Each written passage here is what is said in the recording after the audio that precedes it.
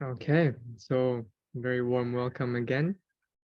And we will just start with a short meditation, 10 minutes, and before we start with a bit of a Dhamma talk to invite some of the principles in that we're going to use for the 10 days. And just to give a little bit more theoretical background and overview for what we are doing. So just find your comfortable position. You don't have to have any formal posture or anything, but you can just sit in your chair. And then I invite you firstly just to connect with what's around you. So we don't have to kind of take this formal posture yet. We can just kind of look around us and see the different objects around us, the textures, the colors.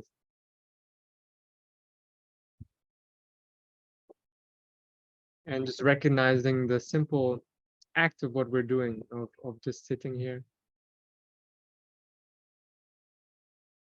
Maybe you can feel this sense of just arriving.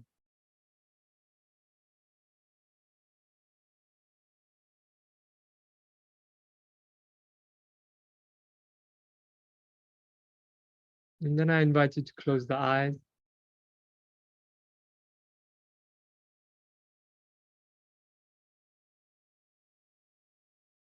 And just feel the grounding touch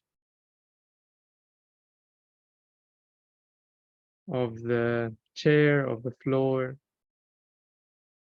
maybe of your hands resting on your body.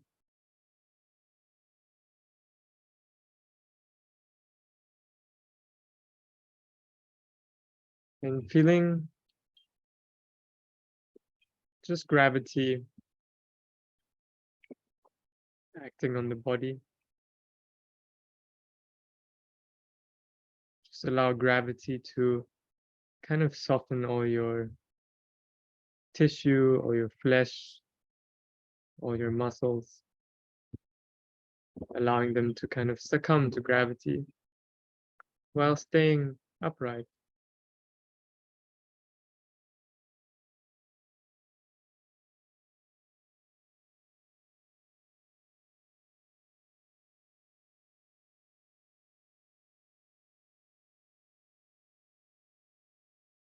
So you can just bring to mind, or rather bring to heart, why you are doing this course. You've signed up for this course and you're showing up here on your Saturday morning or afternoon.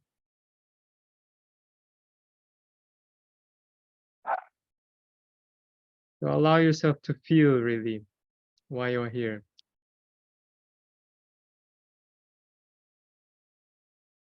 You know why you are here. You know why you want to create more space and time for meditation.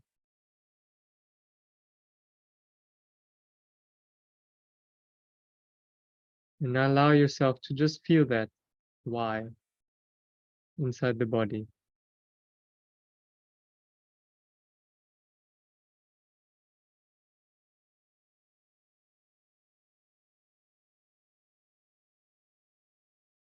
And you are not alone. So we are many people here on the call together from all over the world, from Germany, India, Ireland, Australia, US, UK, Italy. And all these wonderful people have also gathered here on their Saturday to also be with themselves, to make space for something that's important to them. So just feel this kind of camaraderie, this companionship, this community, which we call the Sangha.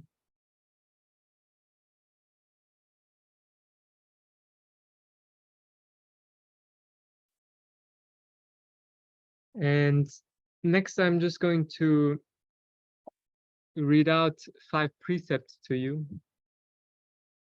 The precepts are kind of guidelines for ethical conduct during meditation periods, more intensive meditation periods especially.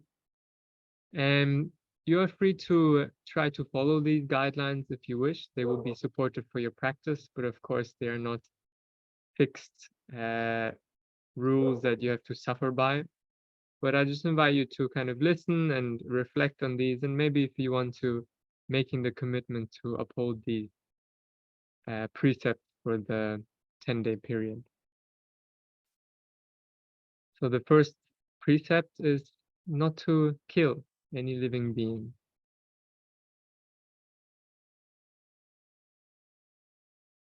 The second precept is not to steal anything, not taking what is not given freely.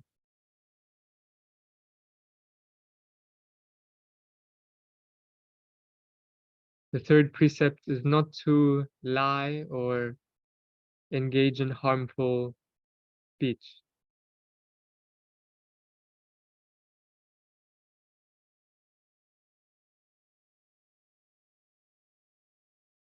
And fourthly, to abstain from the use of intoxicating substances. So this helps to create more natural clarity in the mind.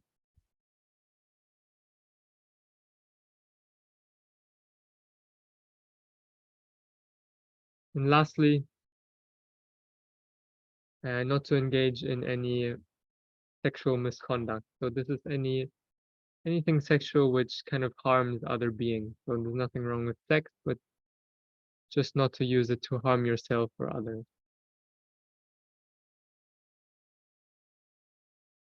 So these are the five basic precepts, which we always take in more intensive meditation periods.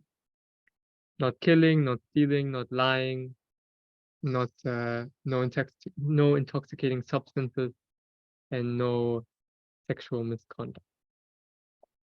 So you can open up the eyes again. Yeah,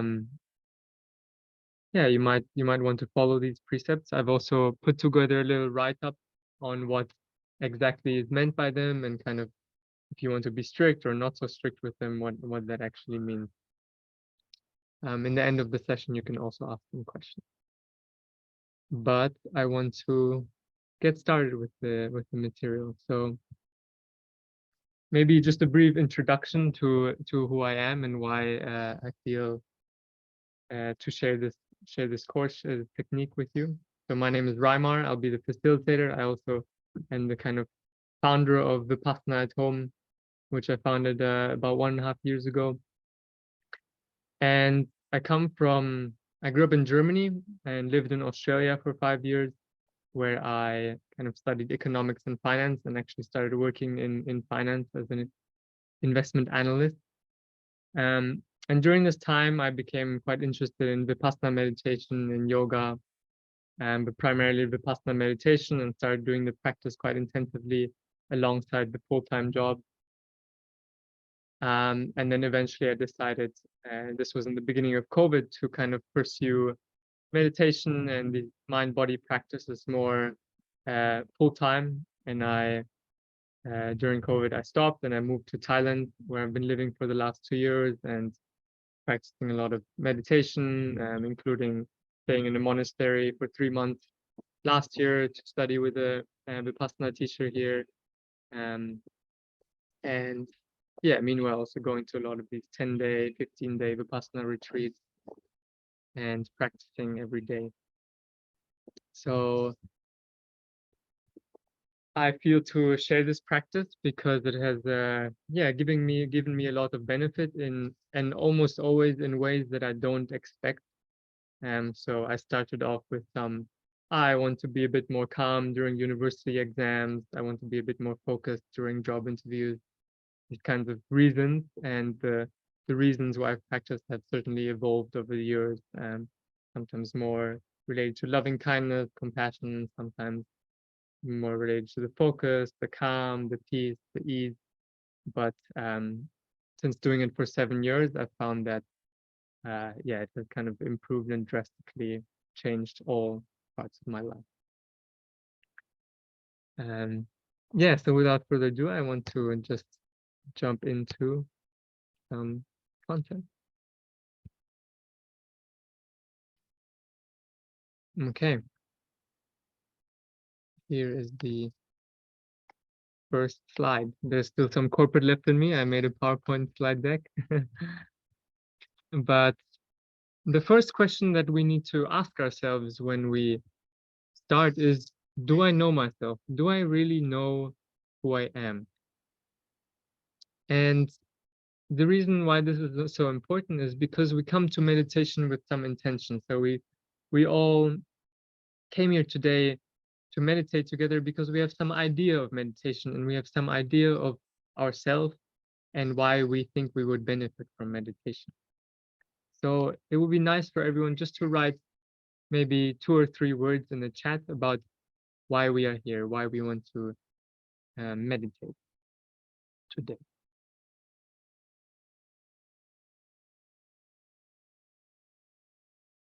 So you can just write kind of key points, 3 words maybe about what you associate with meditation and why you are here today.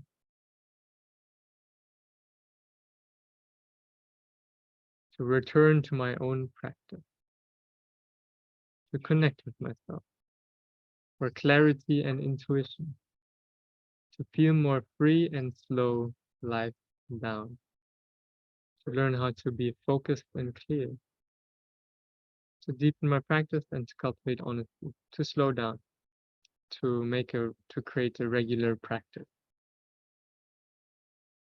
And so the people that said to deepen my practice or create regular practice, why is it that you want to practice? What is it about the practice that you feel enriches your life? Insights into what is beneath my mind. Empowerment through discipline, so you want to learn discipline, to cultivate awareness, understanding, self-discipline, to reconnect mind and body, because you notice that you are calmer and kinder, reduce anxiety. Wonderful. So these are all perfectly amazing reasons for coming to meditate. And the thing that unites all of these reasons, clarity, connection with the self, feeling more free, slowing down, having more focus, we need to know ourselves. We need to understand what are the things that bring us out of clarity, what are the things that make us unfocused, and to kind of change the habit pattern of the mind. The habit pattern of the mind tends towards distraction, towards rushing things. And so we want to learn when exactly are those moments I tend to rush, and what habits do I have, and what are the things that I do, which are maybe not optimal for my well-being. For example, what creates anxiety? Maybe it's something that I don't know. Maybe I think it's something on the outside, but actually it's something on the inside. So we want to keep coming back to this question, do I really know myself? And do I know what makes me happy and what makes me suffer?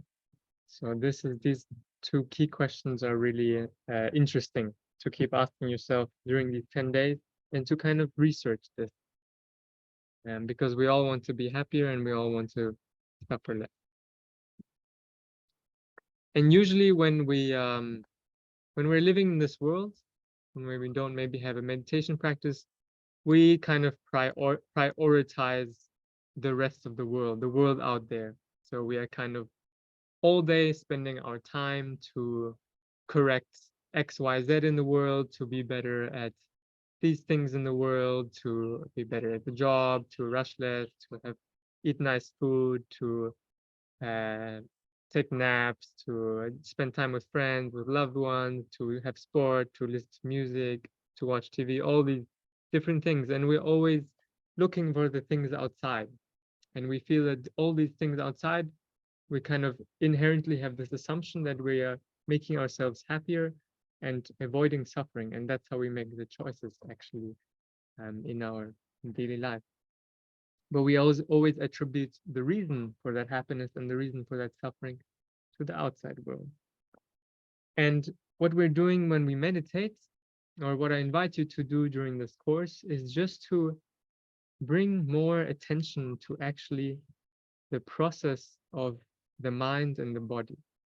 So we all have a mind and a body. The body is what we can feel here, what we can hear, what we can see, the kind of the hardware of our system, this body.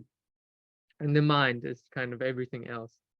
All our thoughts, our intentions, our desires, our imagination, our plans, our ideas about ourselves, our ideas about the world, our ideas about what makes us happy, about what makes us suffer. And I want you to just kind of reverse the importance, especially in your meditation period, to just pay more attention towards what is this process of mind and body, and be curious about that. And we kind of put the world and all the thoughts about the world, the content of experience, a little bit to the side, especially during meditation periods. And we try to investigate the mind and the body, because if we really understand the way that our mind and body works, the way this thing works that we all have, we wouldn't keep falling into anxiety. We wouldn't keep falling into not being calm if we don't want to be calm. We wouldn't be so distracted if we know that discipline is better for us. We wouldn't be we wouldn't give away our power or value towards others. We would empower ourselves. So we need to understand how the system works, how the system of mind and body works. And to do that, we practice meditation.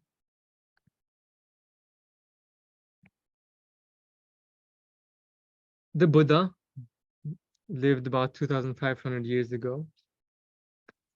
And he had kind of three main teachings. And the first two teachings are quite basic things that he shared with everyone. And these are also things which are present in every religion. Most mothers in this world teach their children these qualities, basically to do no harm, to not harm others, and to do good, to practice loving kindness, to care for yourself, to care for others. And this is the basics of happiness. The basic nature of ourselves is when we do harm, we feel worse. We feel guilt, we feel regret, we feel pain. And when we do good for others, when we care for ourselves, when we care for others, we feel good. So this is loving kindness. And this is why we invite you, or I invite you to follow these precepts. These 5 precepts that I mentioned in the beginning are kind of guidelines which the Buddha and his Sangha, his kind of group of monks, set out. Like, okay, these are the basic things which we should not do: not killing, not stealing, not lying, not intoxicating substances, no sexual misconduct. So these are really there to protect you and to prepare the mind for meditation, to make us, when we follow these precepts, when we practice more loving kindness in our daily lives, we're automatically more ready for meditating, because the mind is not so agitated, not so in greed, not so much in anger, in misery, in regret. So this is really where the ground is ripe and fertile for meditation practice. And the third way and method that the Buddha proposed as the way towards happiness is to practice meditation. And practicing meditation there's many different types of meditation, but in Vipassana meditation specifically, it's about getting to know myself, understanding how this mind and body works, so that I can know myself better, so that I can know better what I want, so that I can know better who I am, and know better what makes me suffer, what makes me happy, and to be free also from suffering and happy. To not be reliant on always needing to be happy, to actually be okay with being not so happy at times, and that in itself creates the freedom. So this third thing is what we are going to do during this course. And this is really important, because the 2 hours that you do per day, which is why I also suggest you to do 2 hours per day, which can seem like quite a lot of time, is because meditation is really where we start to firstly change the habit pattern of the mind more deeply. So rather than these things just staying ideas, we actually start to practice them for 2 hours a day. So the mind is rewiring, new neural connections are formed, new pathways. If you keep reacting with anger, that pathway is very strong in the brain, whereas in meditation, you are maybe just allowing the reaction of anger to dissipate and not act on it.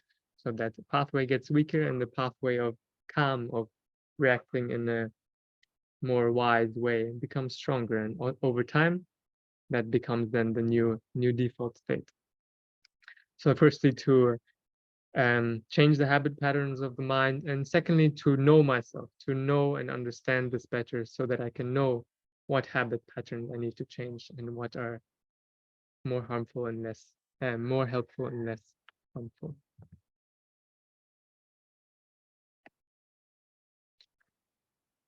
And we are kind of going to cover two main types of meditation during the course. So in the first 4 days, we will practice samatha meditation or samadhi meditation.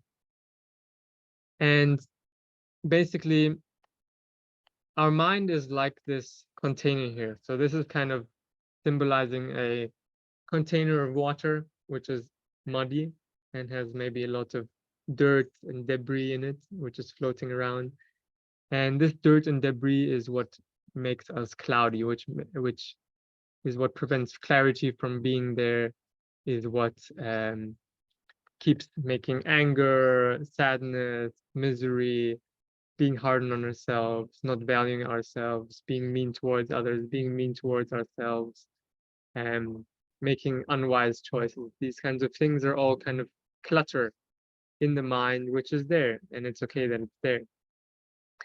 In the first type of meditation, we are working with calming and concentrating the mind and creating states of peace and states of concentration. So the technique of samatha or samadhi, samadhi means to collect and gather the mind, is basically to pick one focus object, and we are taking the breath in the nose, and to use that as your kind of your anchor that you keep coming back to. We keep coming back to the breath in the nostrils. The mind drifts off into something. We realize it, we bring it back, and we do this over and over again. Keep coming back, keep coming back, keep coming back. And over time, the mind starts to gather and settle more. The other things that we usually give priority to, the world, the plans, the future, the imagination, etc., start to kind of settle down. And we create a more clear state of mind. And this kind of dust and debris starts to settle more to the bottom of the mind, to the container. However, this is only temporary state.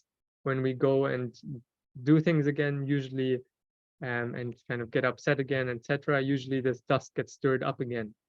And then we end up back where we started. So samatha and samadhi alone is not enough to learn how to be more happy sustainably in the long term. Of course, we can keep using meditation as something that grounds us, that makes us calm, etc. But we really also want to use meditation in all moments of our life, because when we start to bring meditation to all moments of our life, that's when it really starts making a difference. And this is where we introduce Vipassana meditation. So Vipassana meditation is basically the technique of fundamentally changing the way that our mind is wired and is working. So here we're kind of not just temporarily letting the dust settle, but we're more permanently removing the chunks out of the water, removing the pathways that we tend to go into, which make us suffer, out of the mind. And of course, this takes time. And sometimes Vipassana meditation doesn't necessarily make us feel peaceful or calm, because we actually have to deal and face the different things, the difficulties, the boredom, the anxiety, the sadness. We have to face them in our meditation in order to fundamentally change the way we relate to those things. And the idea of Vipassana is to create wisdom through mindfulness, to create the right understanding of the mind and body, to really know ourselves so that we don't keep falling into the same traps and start removing these things more permanently. So in this course, we're working with both samatha and vipassana, because they help each other. So samatha, it helps us see a little bit more clearly these kind of things in the mind, because we calm the mind a little bit, less things are arising, less distractions. and then we start practicing Vipassana from day 5, in order to fundamentally change, create more equanimity, create more awareness of the body. So just to make that clear. And maybe one thing to mention also, we work with the breath in the nose because it's a good preparation for Vipassana practice. Because there's some principles of Vipassana, like observing reality as it is, working with sensations of the body, which we don't get in other samatha practices like mantra or visualization. So the samatha practice of focusing in the breath in the nostrils, or breath anywhere really, helps prepare us for Vipassana. Okay.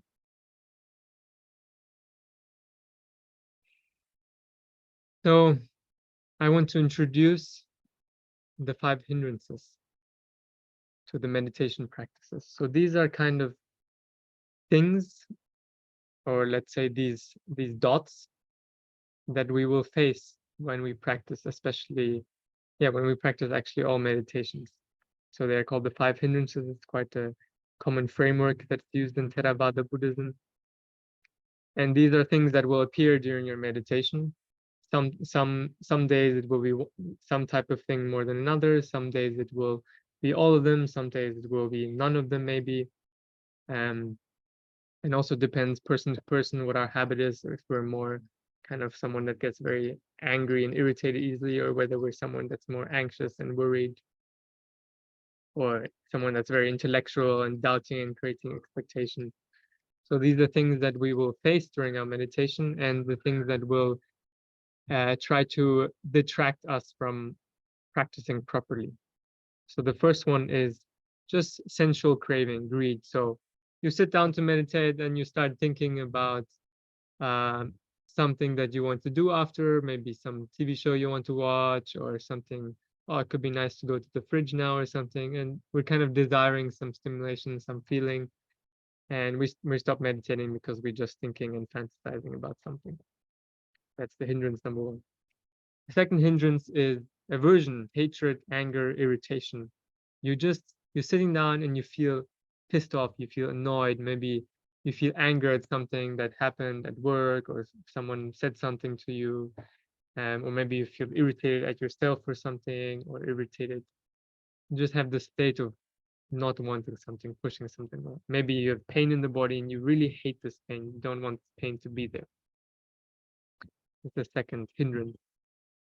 Thirdly, we have kind of worry, restlessness, anxiety. This is when our mind is kind of, monkey mind is fluttering and kind of keeps jumping and worrying. Oh, I need to do this, I need to do that. Oh, am I good enough? And then and these stories, this kind of usually more high energy flitting about of the mind, not settling of the mind, can also prevent us to meditate properly. Fourthly, we have drowsiness, laziness. You kind of sit down to meditate, but I don't really feel like doing this. It's like bedtime.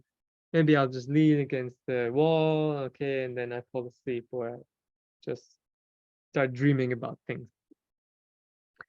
And so sleepiness isn't a problem if we are mindful of it. Sleepiness is only a problem when it kind of detracts our mindfulness and we start doing something else, and not being aware of the state that's appearing and the thoughts that are appearing and the breath that is appearing.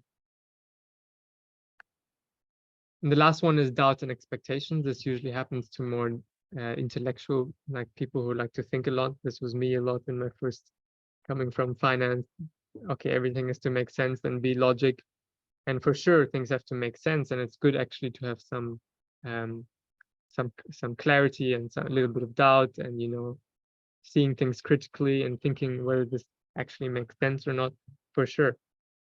But if we start looping in that the whole time during our meditation, and we can't put down our doubt for the period of meditation, and all we're doing is thinking about doubting ourselves, doubting the technique, doubting teacher, doubting everything, we are not practicing properly. So I invite you just to put that aside, and then after you can think about meditation. But in principle, all these appearances, all these hindrances that are appearing during the meditation, and maybe you've already experienced some of them, are normal. They are perfectly normal, and they happen to all of us, especially when we first start meditating. If we don't have so much experience, these things will appear. So it's nothing wrong. You're not doing anything wrong. It's the nature of the mind and body. And what we want to do is just to recognize them and to not give as much importance to them. For sure, the sleepiness will come. For sure, the worried thoughts will come. But we have a choice in that moment to, okay, there's worry present. Let me refocus on my breath with a kind of gentle, calm, matter-of-fact attitude, not to kind of force it and push it away. And I don't want this doubt to be here, go away and push it away, because the more we push it away, the more it will cling to us. And so not feeding into it too much, or recognizing when we're feeding into it, and just come back to the breath, come back to the breath, come back to the breath, over and over again, just patiently, persistently.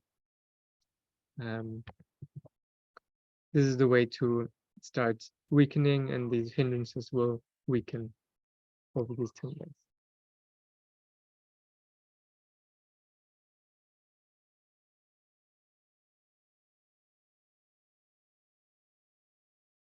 I will send out a little bit of writing to that also.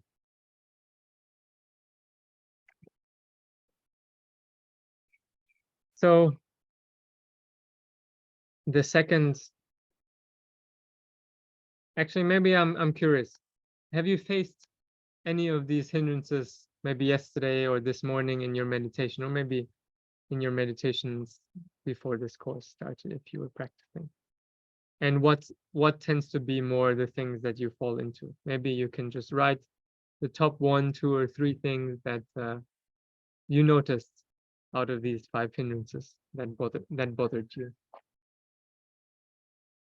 Drowsiness and worriedness. Great.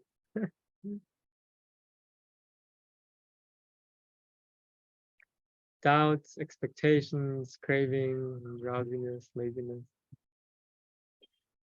Worry is appearing. Worrying and cravings is appearing. Aversion when I'm just starting, when I sit down, and then drowsiness appears. And then at the end, you're craving something else, like a snack. The craving and drowsiness, doubt, hatred, worry, drowsiness.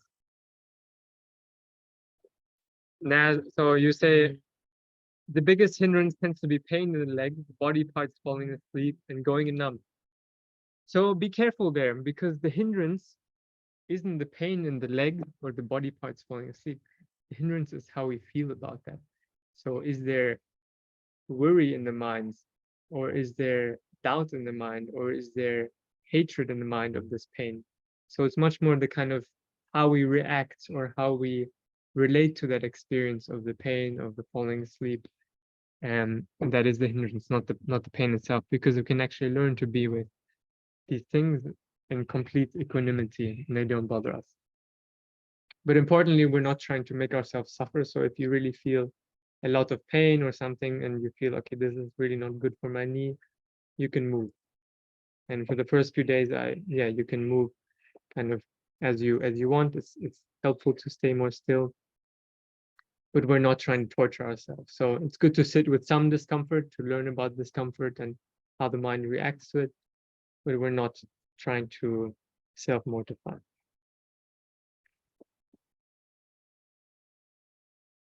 Expectations, wondering if you're doing it well and if it will work. Yes, doubt and expectation. So as you see, we are all different, and different things appear for different people, and maybe over time it's different days, different hindrances, but we all have them. For me, late this morning, it was more drowsiness. I think I blacked out for a second in my sitting meditation. And of course, if there's more things I have to do in the daily life, things I have to take care of, big deadlines, then yeah, there's more worry in the mind. That's the nature of the mind. But these hindrances are for our own good, because we are learning how to deal with them. Because guess what? These hindrances also arise all the time during our day, and these are things that usually make us suffer. So by learning how to deal with them and be more kind to them and not buy into their stories as much when we're meditating, we actually also learn how to be with them and deal with them in our daily life. Okay, thank you for your sharing. There is this thing called the middle way, which is basically a principle which the Buddha, maybe he didn't discover it, but he really emphasized the importance of the middle way. So the Buddha's life, if you don't know, was kind of rough, broadly speaking. In the beginning, he was a prince, and he kind of had everything that he wanted, the wife, all the desires. He was going to be like a king, and he had everything he wanted, basically. And he decided to leave this life, I think. And then I think it was age 28, he left the life and he became a wandering ascetic. So he decided, okay, I think the best thing to do is to quit everything and kind of be very harsh and live without food, live without sleep, and kind of go through quite these extremes of the body. And this is the way out of suffering. And so he practiced this. He had this group of ascetics he did this with for a few years. And at some point, he was alone in the forest and he was just weak. His body, he was very close to dying. His body was completely kind of skin and bones because he hadn't been eating at all. And he kept circling in the suffering. Suffering kept coming back. So one day, one girl came to him, Sujata, a girl from a nearby village, and offered him some rice milk, some sweet rice milk. And the Buddha, he was like, had enough. He was close to dying. And he drank this rice milk, and this kind of re-enlivened and gave him the strength. And then he kind of nursed himself back to health. And a few weeks later, he gained his enlightenment underneath the Bodhi tree. And the lesson there is basically that he found that the middle way is the best way to make progress on this path. If we're too harsh, too extreme, too much effort with ourselves, we tend to just torture ourselves and just create a lot of suffering, and it doesn't create the ideal condition for meditation. If we're too indulgent, just keep getting distracted, keep following all our desires, everything we want to do, we keep chasing the desires and we don't learn to observe the things, and we never meditate because we're just running after the worldly desires. So he found it's the middle way that is the most conducive towards realization, towards wisdom, where we're staying healthy, staying in a nice condition, but we're not indulging. So in other words, not too loose, not too tight. So the reason I mentioned this principle is because it applies very much to our lives on the cushion. So we all tend a little bit more towards using a lot of effort and striving. And some of us tend towards being more maybe lazy and more indulgent, like not bothering to meditate as much. And you might feel that when you're focusing on the breathing, like I don't have to do this, I can just keep dreaming about things. Or you're like trying really hard to focus on the breath and kind of forcing the mind into submission with your effort. So neither approach is quite the best. So you want to find what is the middle way in any given moment. And the middle way might change. So it might be different from day to day. Like sometimes you're naturally more tense. Maybe you need to relax a bit more. Sometimes you're naturally too relaxed and sleepy. Okay, maybe you need to use a little bit more effort in this session. So try to play with this and be a bit more self-aware. Of course, I guide you in the meditations, but try to be a bit self-aware and see what you need in any given moment. And you will make mistakes, you will use too much effort, you will be too lazy, but it's part of the learning process. So nothing wrong. We're here to learn about ourselves. So this is the middle way.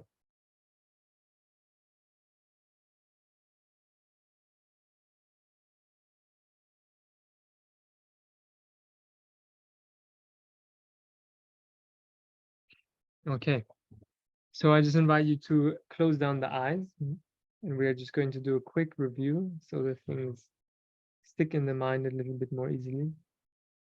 So close down the eyes and just feel the act of sitting for a moment. And just notice the parts of your body which are touching and have some sensation.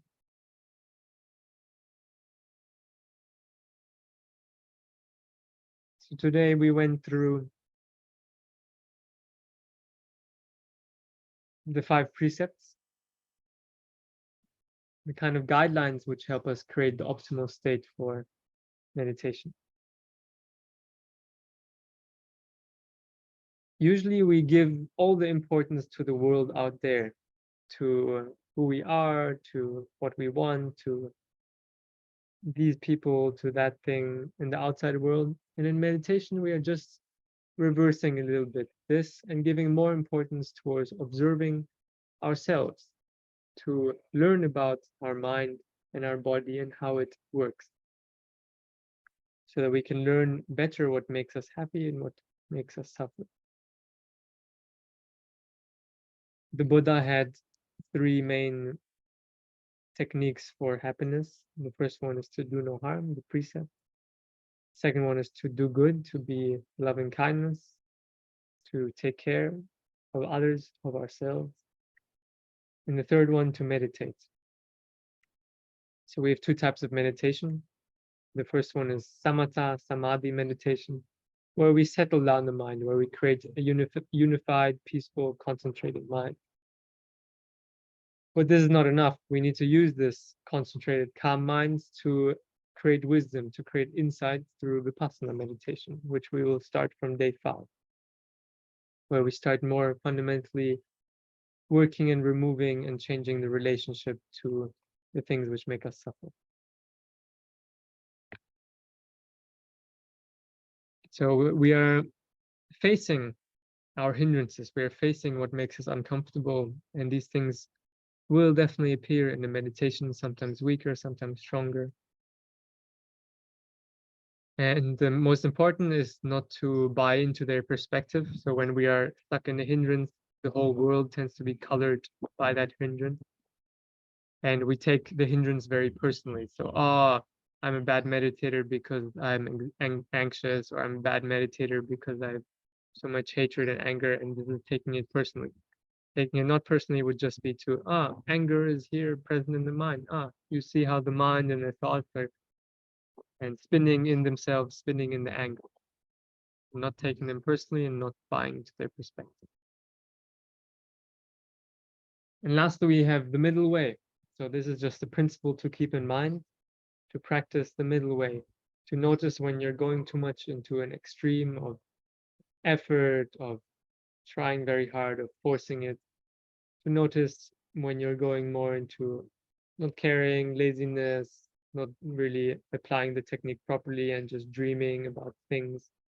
And so we want to find the middle way, day to day or moment to moment, in our practice. Great. So these are the things for today, the principles. Try to keep it simple and brief. But yeah, if you have any questions that you want to ask now, you can write them in the chat, or you can also feel free to speak them into the microphone, about the practice, about anything I just said, about anything you're curious about. Yeah, floor and space is open. Yes, Artur, you're raising your hand. Hi, really nice to meet you, and thank you for the course. I was wondering if you could show me how the pose, what's the pose that you're using whilst meditating? That would be really helpful. Sure. Thank Okay, you. let me find the suitable. I'm going to use my bed here with the cap. Let me get a cushion real quick. So essentially, the idea is to So I wouldn't really meditate on the bed. It's a bit too soft. So it's nice to meditate on a carpet or put some blanket out or maybe a yoga mat. So something which is soft, but not too soft. And then you want to put your cushion. You can use 1 or 2 cushions, however best. And it's nice to, sorry, cat.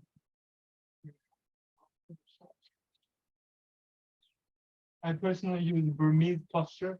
So I sit like this or like this. Nice to meet you all. Recording in progress. Mhm. Hello. Nice to meet you too.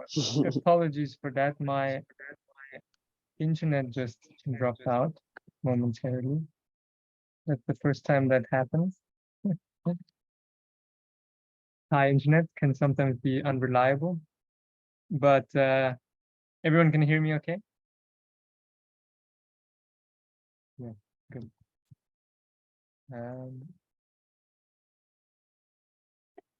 Yes, back to demonstration. So yeah, I sit in a Burmese posture like this. And then I place my hand kind of on the fabric of my trousers usually. Or maybe on the knees. And you can use something to support the knee. So if your knee is not so, if your hips are not so flexible, you can put something underneath the knee. This. And the important thing is to elevate the hips. So you want to elevate them to the point where your hips are kind of tilting forward slightly. So you want your lower back to be rounded effortlessly. If you sit without the cushion, you will sit more like this, and you will use a lot of muscular effort to stay upright. So you want to kind of keep the hips elevated. And just one follow-up, like, is there any difference where I place my feet? Like, if it's like, I don't know, one on top of each other, or like both kind of, or there's no difference if I just like, I don't know, position my feet? It's personal preference, and you need to find a bit what works for you. But sometimes I will kind of like, cross them and lay them on top of each other. Sometimes just kind of in front of each other like this. When I cross them like this, it tends to create this pressure point, which can be painful after 50 minutes. But generally, in the beginning, when you start doing an hour or 2 hours a day, there will be discomfort for sure. And there's no perfect posture where there will be no discomfort. So if there's some discomfort, it's okay. But if it's kind of quite painful and already quite early on in the sitting, maybe find a different posture, or alternatively, if you have some injury or something, you can also use a chair to meditate. Actually, we can also just use a normal chair to meditate, but it's nice to be away from the back support, because when we slump back, we tend to be more kind of falling asleep. So it's nice to be away from the back and kind of sit up straight. It's important to keep the spine straight in our meditation posture, so not to slump too much, and sometimes your head will come forward, or you will do more like this, or you want to be more long in the spine.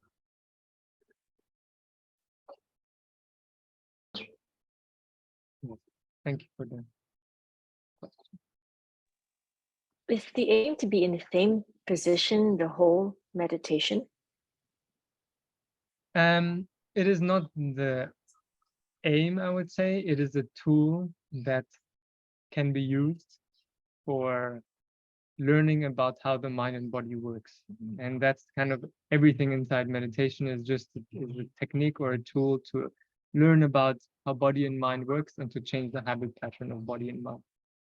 So if we are constantly changing positions, we never learn about how to face discomfort, or learn about our discomfort and how we react and worry and maybe go into anger or irritation or doubt or whatever. But if we are too strict with ourselves and just make ourselves suffer through it for a very long time without learning about how the sensation creates the thought, creates more sensation, then we are also not learning. So the key principle is to learn. And there we have to use a little bit the middle way in our own judgment, wherever we are ready for our practice. So in the beginning, we can't sit 1 hour without moving. Maybe after some years of practice or after a lot of momentum in the practice, we can do it very effortlessly. So it kind of depends where you're at. And but for now, you don't have to sit without moving for the whole hour. We introduce that later on day 5. Thanks for the question. Hi, Rima. Thanks a lot for doing this. I had a question from the Vipassana perspective. It's normally a full 10-day retreat. Yes.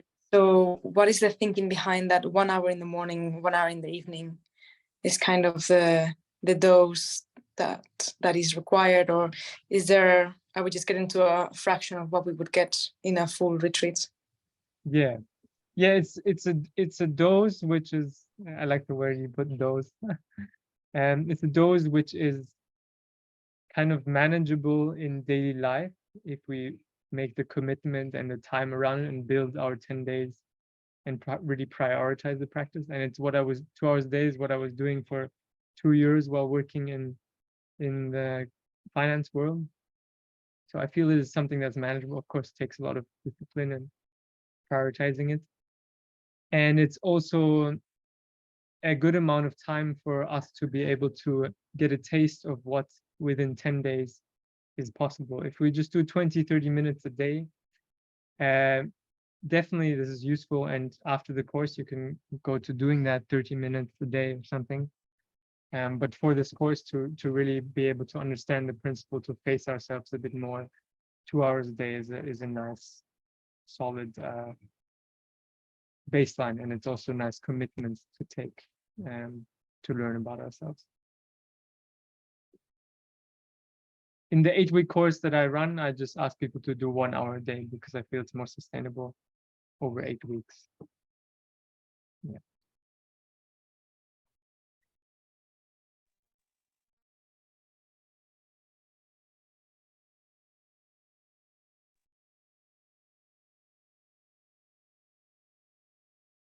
Sorry, I disappeared there for a second.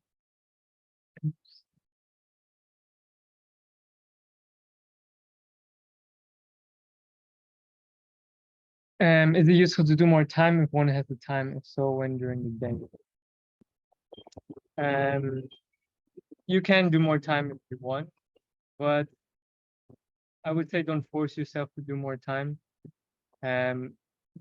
What time of the day? It doesn't matter actually.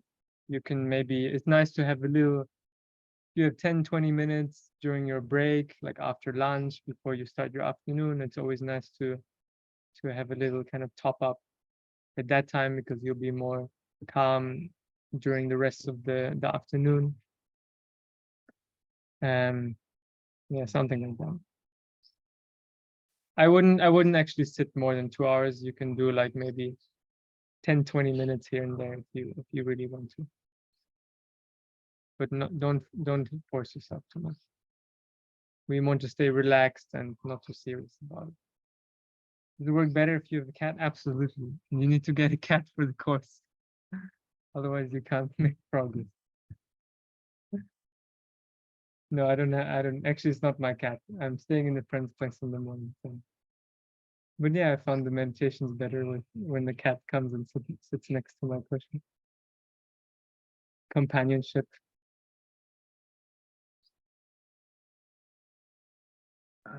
I have one more question, if I Yeah. may.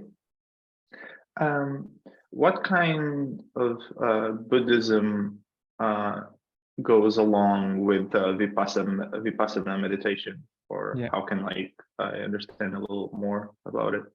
Yeah, it's Theravada Buddhism.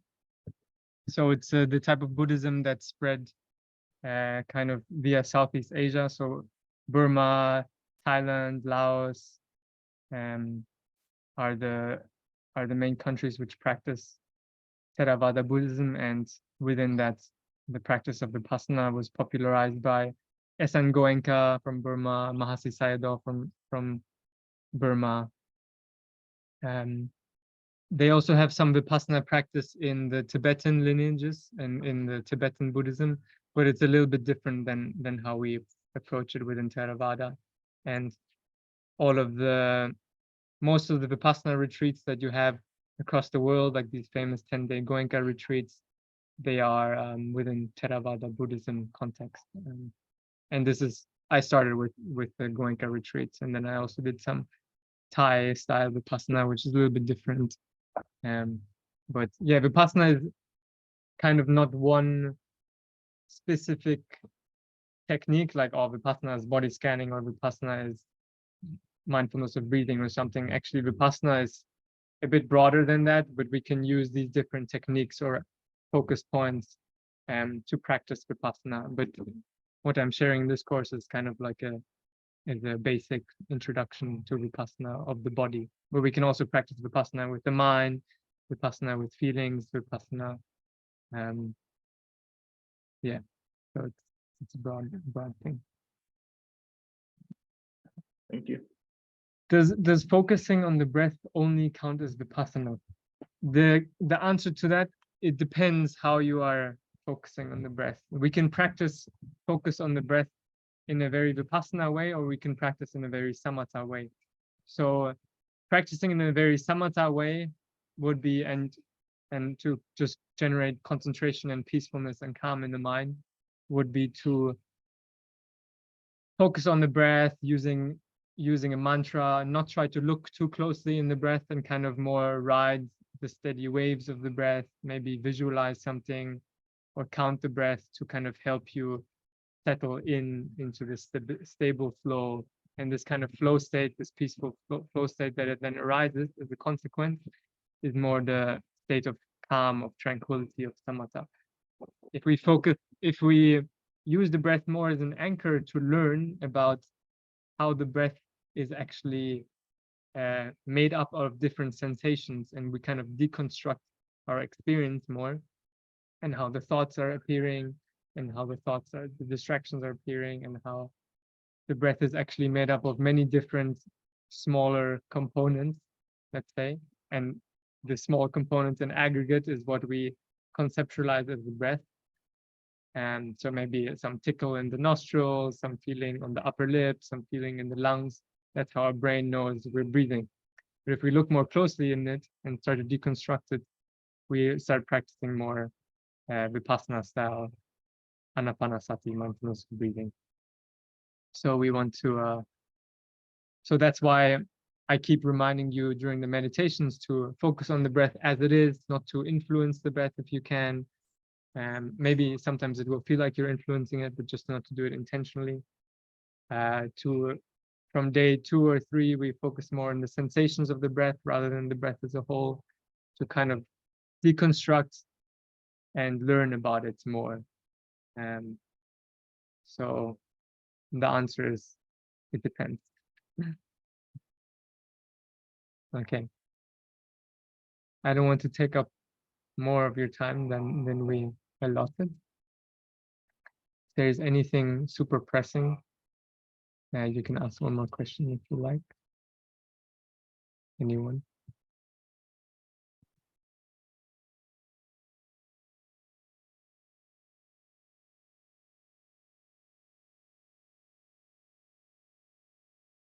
Thank you for joining this course. Thank you, Vaima. Thank you very much. Mimi. Thanks a lot.